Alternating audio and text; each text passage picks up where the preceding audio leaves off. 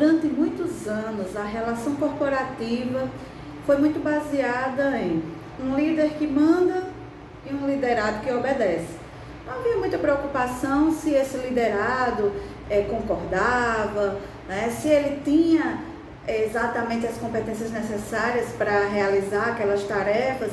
Afinal de contas, as tarefas já tinham sido estudadas por alguém e entregava a ele e pronto, você tem que fazer. Mas as coisas não são bem assim, não é? Então, o tempo vai mudando e as coisas, os processos, a forma de trabalhar, a forma do subordinado se comportar, também tem que mudar e se ajustar. Essa é a maior dificuldade que nós encontramos hoje na gestão de pessoas, que é o gestor entender que esse mercado mudou, que os profissionais que estão sendo contratados estão vindo com uma mentalidade diferente, com competências diferentes e com expectativas diferentes. Então, por isso que no episódio de hoje nós vamos falar de 5 avanços na gestão de pessoas.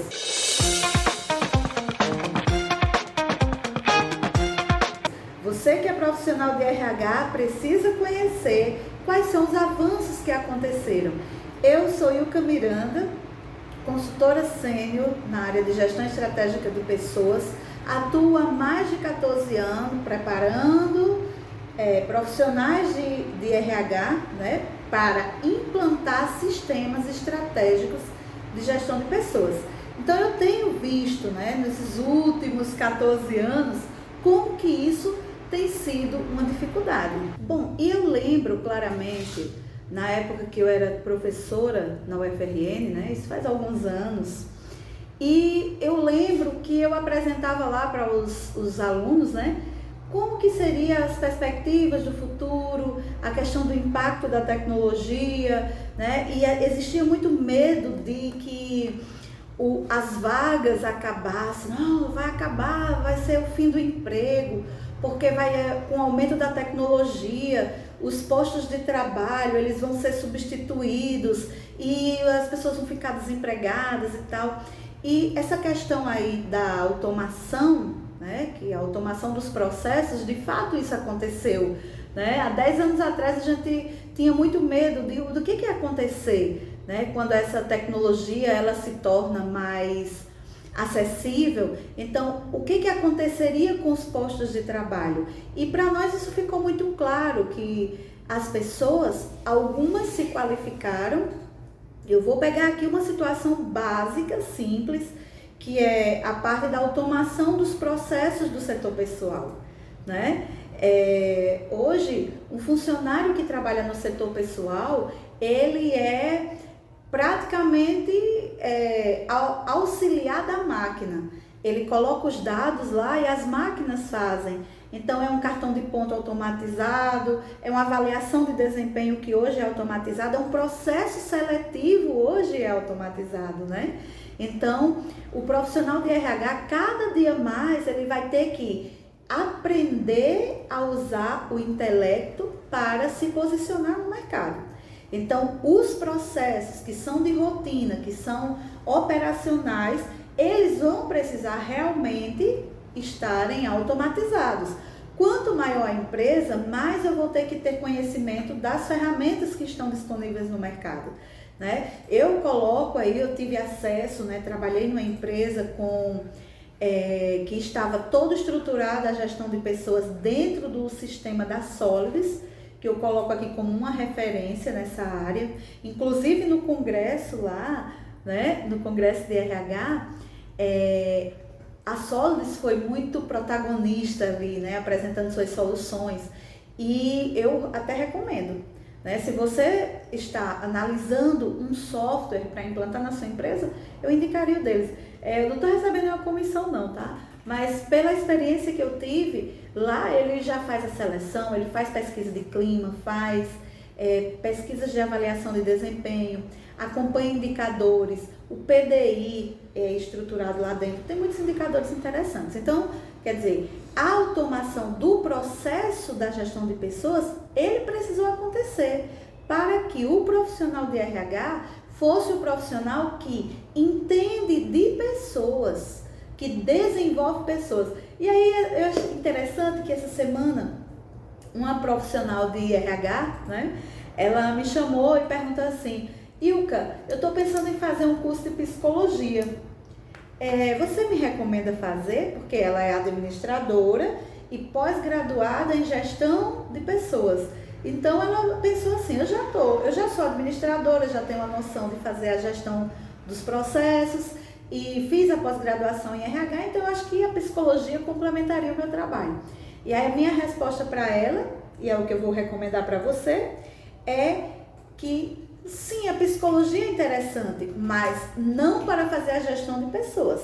A psicologia, ela tem um papel que é lidar com o comportamento das pessoas, não é? A personalidade, é tratar os distúrbios de comportamento, as doenças psicológicas.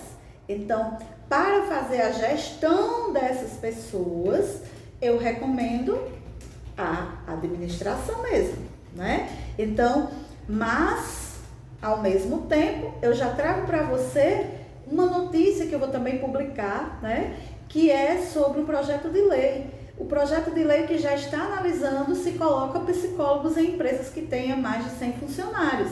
Então, perceba, o psicólogo, ele é um papel importante nesse processo, mas não para fazer a gestão, mas para tratar os problemas, como nós já estamos falando, e foi um dos pontos tratados, né, lá no Congresso também esse ano, que é a questão da quantidade de pessoas que estão com problemas psicológicos no ambiente de trabalho, pela pressão da sua situação em casa e também pela pressão do ambiente de trabalho, que cada dia mais exigem metas, alto desempenho, né? Então, esse é o primeiro ponto que o profissional de RH tem que se preparar, que é a questão da automação dos processos, ok? A segunda coisa que mudou para os profissionais de gestão de pessoas foi a questão da análise de dados, né? Conhecido como Big Data. Big Data por quê? Porque agora nós temos os softwares que são para nos ajudar, onde todas as informações operacionais ficam dentro desses softwares, sejam controle de ponto, como eu já falei, a parte de avaliações de desempenho histórico, históricos de ocorrências que aquele funcionário teve na empresa, o histórico também de atestados, a história daqueles funcionários, elas vão sendo alimentadas dentro de sistemas e essas informações, elas não são só arquivos, elas são banco de dados que vão ser analisados por uma inteligência artificial, mas principalmente pelo profissional de gestão de pessoas. Então, geralmente, na última etapa da implantação da gestão estratégica de pessoas, o que a gente trabalha? Os indicadores, né? Os KPIs, os indicadores da gestão de pessoas. E aí, quais são eles? Eu vou citar alguns aqui, que são os principais, que é a questão do índice de rotatividade. Como é que eu vou saber isso? Isso tem que estar pronto em tempo real. Eu não tenho como todo dia estar acompanhando, o índice aumentou, diminuiu. O próprio sistema vai fazer isso para mim. Então, por isso que a gente não pode ter medo, né, dessa questão da tecnologia. Pelo contrário, a gente tem que aprender a usar. Então, índice de rotatividade, o índice de satisfação dos colaboradores. Esses dias eu estava ouvindo um comentário dos gestores de pessoas da Magalu e da Claro, né? E eles falando que constantemente eles fazem pesquisa de satisfação com o funcionário. Onde é que a gente ouvia falar nisso, né? Por quê? Porque a gente só falava em pesquisa de satisfação com quem? Com o cliente. Então, o funcionário, quando ele participa de pesquisas e esses indicadores ficam registrados, o que acontece? Essa pesquisa ela vai servir como indicador para atrair candidatos mais qualificados para a empresa. Então, tudo que acontece, que envolve a equipe, as percepções da equipe em relação à empresa, tudo isso vão sendo alimentados dentro de uma inteligência artificial.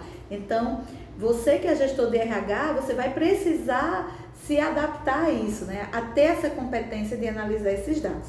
Outros indicadores, relação ou retenção de talentos, né? Quanto que nós conseguimos reter os talentos na empresa, taxa de absenteísmo, taxa de produtividade, como é que está a produtividade da empresa. Então são informações que, se você for fazer manual ou em planilha, você vai demorar muito tempo com tabulações e a análise vai ficar por último, que é o mais importante. Então essa questão da análise de dados também foi algo que evoluiu muito e é exponencial, porque cada vez que muda, a mudança acontece em cima da mudança, né? Então é uma coisa que nós não temos ainda dimensão de para onde isso está indo.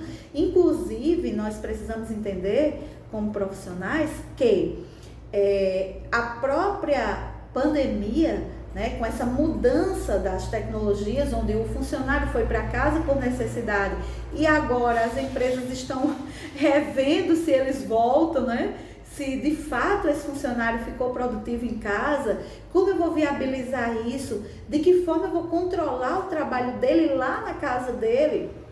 Então, essa questão dos dados, ela também nos ajuda a criar sistemas de trabalho onde eu possa acompanhar a produtividade da minha equipe, mesmo sem ela estar do meu lado. Que era mais difícil isso quando a gente trabalhava muito no manual, com a visão, né? O olho do dono é o que engorda o gado, mas agora não é o olho do dono olhando para o funcionário, mas olhando os indicadores do resultado do funcionário, e isso é feito através de automação de processos e da análise dos dados que esse processo automatizado foi capaz de entregar. Então, essa foi a segunda evolução, né, que aconteceu para o gestor de pessoas. O terceiro avanço que aconteceu para a gestão de pessoas aconteceu no conceito de liderança. O que mudou no posicionamento do líder, né, nesses últimos anos? Nós percebemos que hoje nós lidamos com um estilo de liderança chamado liderança positiva. Que essa liderança positiva, ela vai levar em consideração agora, né, não só aquela postura do líder que é respeitado, seja porque ele tem conhecimento técnico, seja porque ele dá exemplo, seja porque é a função, não importa o motivo que leva as pessoas a obedecê-lo, né? Essa liderança que eu mando e você faz, ela já não é mais o foco da atenção. Hoje o foco é essa liderança positiva, a liderança participativa, uma liderança onde o líder empodera, né, que é outro termo muito comum aqui no nosso mundo de gestão de pessoas, que é o empowerment, né? Empoderar as pessoas para que esse funcionário ele busque soluções, ele estude sobre o que ele faz, ele seja muito bom naquilo que ele faz. Então, cada vez que o líder empodera a sua equipe, mais ele tem que ouvir o que essa equipe tem a dizer. Mas ele vai ter que fazer aquelas reuniões rápidas, trazendo a conversa, trazendo a opinião de cada um deles, contribuindo para que o planejamento do líder seja feito com base também nas experiências que a equipe tem no dia a dia. Então, essa liderança positiva, ela envolve, vamos chamar ela de participativa, né? É positiva por quê? Porque ela dá voz a todos. E as pessoas querem dar opinião, elas querem se sentir parte, elas querem entender que aquela ideia dela está sendo colocada em prática. E aquilo vai trazendo uma satisfação no ambiente de trabalho e o líder vai vendo a equipe mais engajada. Então, isso foi outra coisa que nós também percebemos que mudou e que precisa o profissional de RH estar sempre batendo nessa tecla com os líderes. Quanto mais experiência o líder tem, mais dificuldade ele tem de deixar as pessoas participarem da decisão. Por quê? Eu tenho experiência, eu já faço isso há tanto tempo, você chegou aqui agora, você não sabe de nada, mas justamente esse inocente que chegou agora, ele vai trazer uma percepção que o líder não tem por estar dentro daquele quadrado há muito tempo. Então, esses novatos, né, que fazem perguntas que às vezes você diz assim, meu Deus, que pergunta é essa, né? De onde essa pessoa tirou essa ideia? Claro que não, sei que. Às vezes a gente corta a criatividade, corta a visão diferente de algo que a gente poderia inovar. Por quê? Porque somos experientes e a nossa experiência como líder prejudica a inovação, prejudica a apresentar para a empresa um novo processo, uma melhor forma de fazer, né?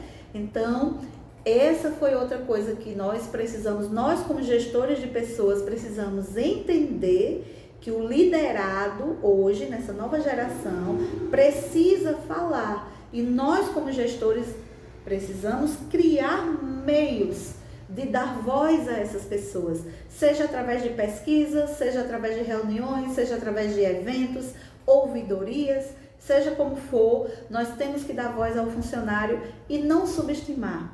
Por quê? Por não ter experiência, surgem ideias brilhantes, porque não estão com medo de errar onde nós erramos, né? Então vamos abrir espaço para que as pessoas possam falar e nos ajudar a liderar, tá bom? Então, terceiro passo de evolução que aconteceu. A quarta evolução que aconteceu foi relacionada à geração de profissionais, uma nova geração de profissionais.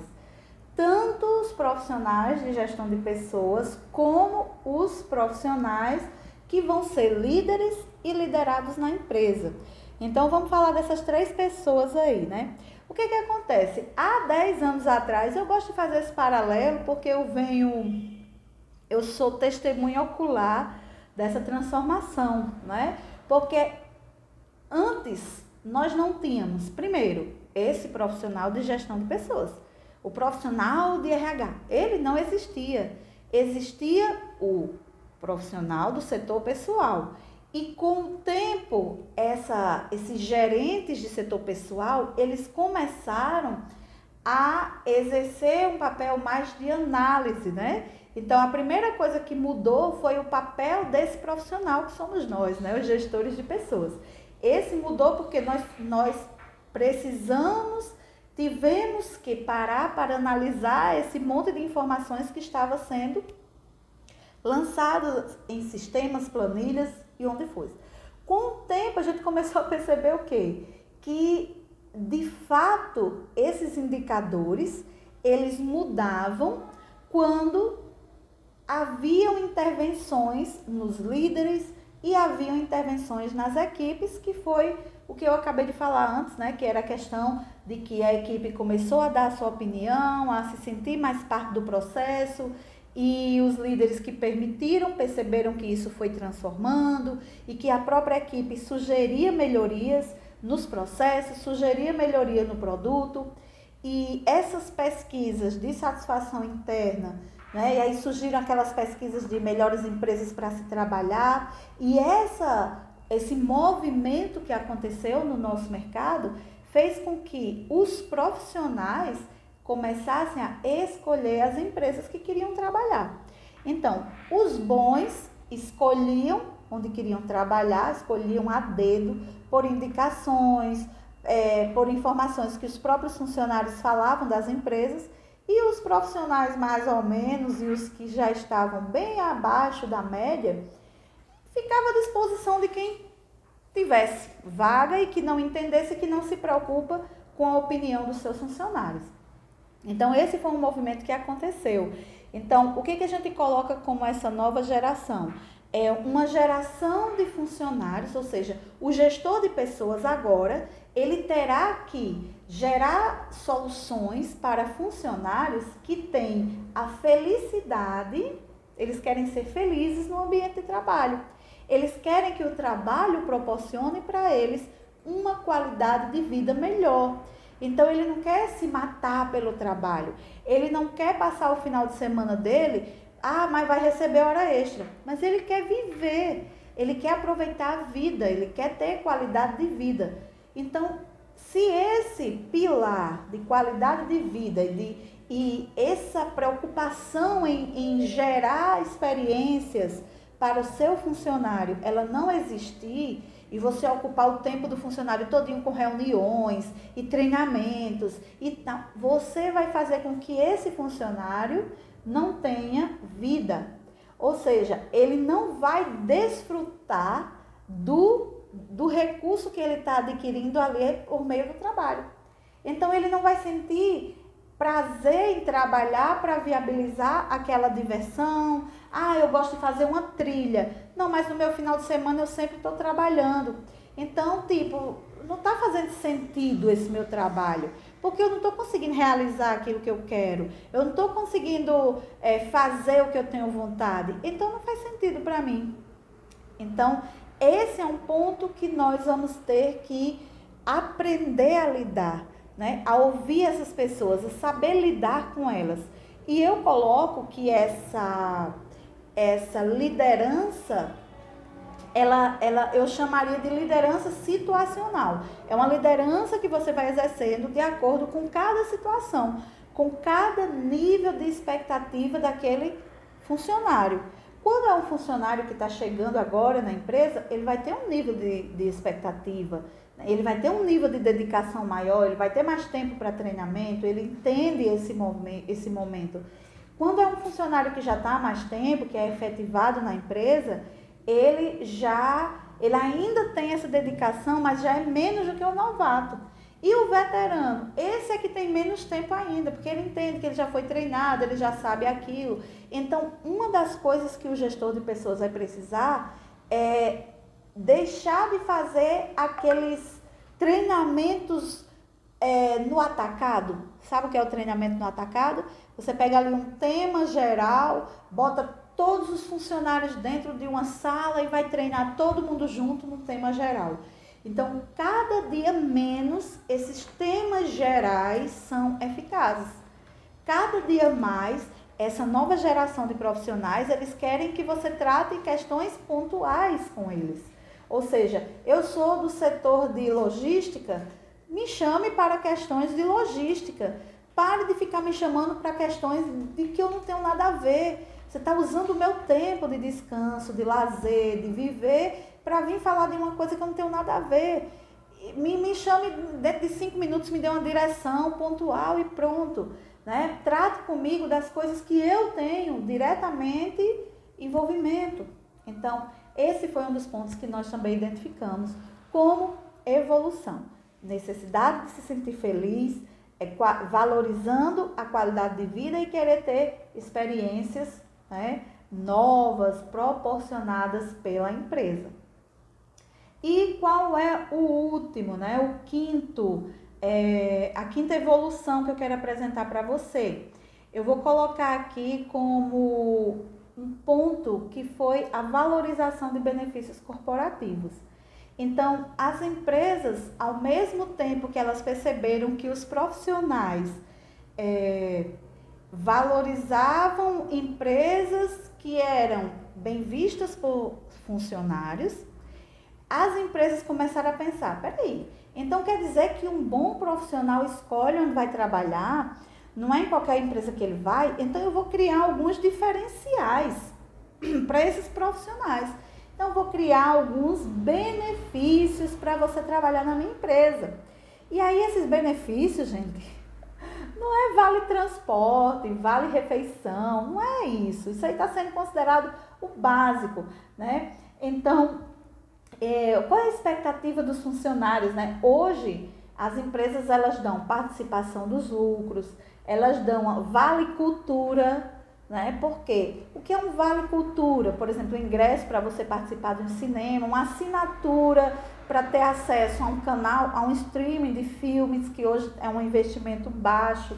Então, às vezes, você investir no conhecimento para a sua equipe é algo que vai ajudar a equipe também a evoluir intelectualmente, a ter acesso a conteúdos que ela não teria, ela não pagaria se fosse tirar do bolso dela.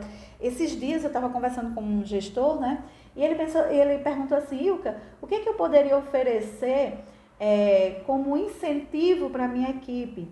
E aí eu falei assim, olha, coloque uma premiação trimestral, né? Uma premiação trimestral para um atingimento de um resultado lá que a gente combinou.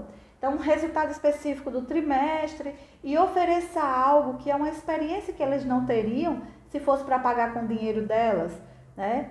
E aí ele, o que poderia ser, né? E a gente começou a levantar algumas coisas, então um dia de beleza, um final de semana numa pousada, coisas que ela, se você desse o dinheiro, talvez ela não fizesse, porque ela ia pagar uma conta, porque ela ia, entendeu? Então, você como empresa, você como gestor de pessoas, você pode proporcionar para esses funcionários experiências que eles não teriam por causa do perfil de vida, por causa de situações de limitações financeiras mesmo. Então, a empresa pode ajudar o funcionário a ter essas experiências. Então, cada vez mais os profissionais estão valorizando esses benefícios corporativos. Eu citei quem? Vale Cultura, Vale Academia, horário flexível, de repente você entrega uma produtividade, se você atingir a produtividade tal, você vai, a sexta-feira à tarde você vai tirar folga, ou então o sábado você não vem, coisas desse tipo. Isso tem sido muito valorizado pelo funcionário, principalmente porque é a felicidade. Então imagine você dar um sábado de folga, é como se você tivesse dado um prêmio, né? E esse é um ponto que eu chamo a atenção para outro ponto, que é a questão da advertência e punição com falta. Você fez isso? Vai embora. Vai refletir sobre o que você fez. Como assim? Vai embora, né? Então, o funcionário, eu vou descontar um dia de trabalho para você. Gente, descontar um dia de trabalho e aquele funcionário deixar de produzir na empresa é um prejuízo gigante. Não é o prejuízo do que você vai descontar no salário. É um prejuízo porque ele deixou de produzir, né?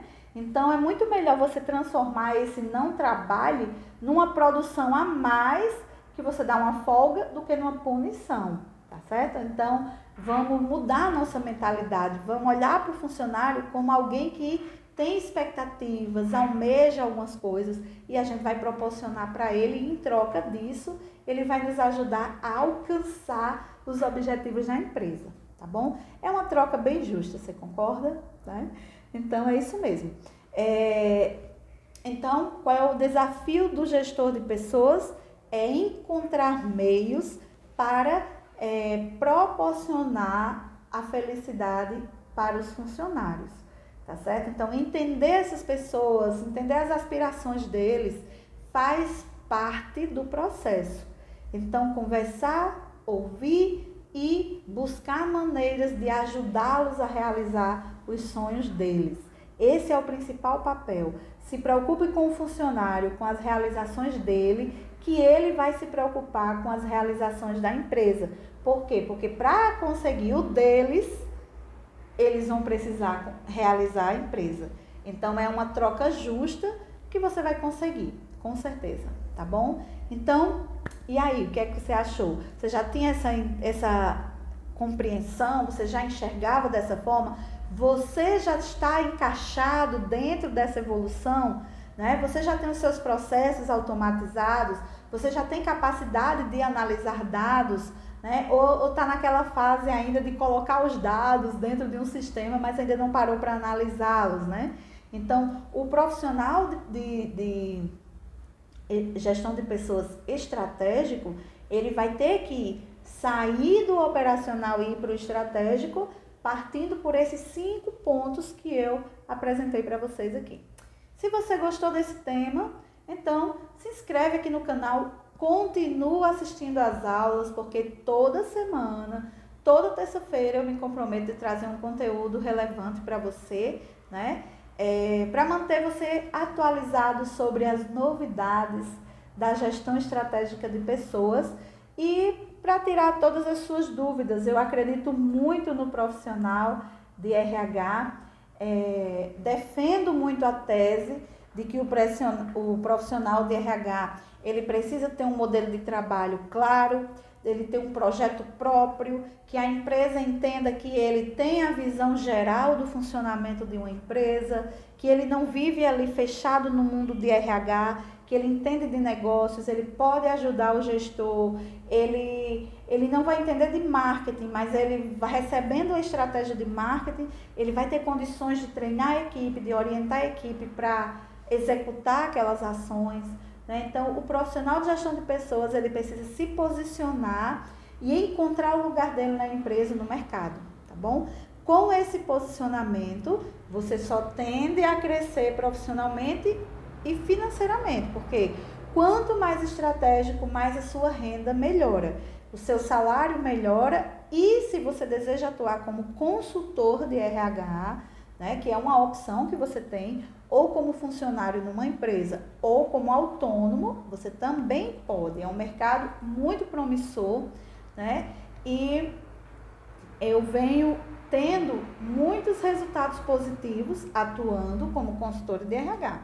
Então, é por isso que eu sempre oriento as pessoas a terem uma postura de consultor, porque o consultor faz um diagnóstico, propõe soluções e tem clareza de onde a empresa quer chegar. E muitas vezes o funcionário não, ele vai fazendo as demandas de acordo com os problemas que vem acontecendo, tá certo? Então, se posicionar como consultor, mesmo sendo funcionário, vai ser o melhor posicionamento para você que é profissional de RH, tá bom? Então, vamos ficando por aqui. Até o próximo vídeo, na próxima terça-feira, nosso encontro marcado, né? Toda terça, às 20 horas.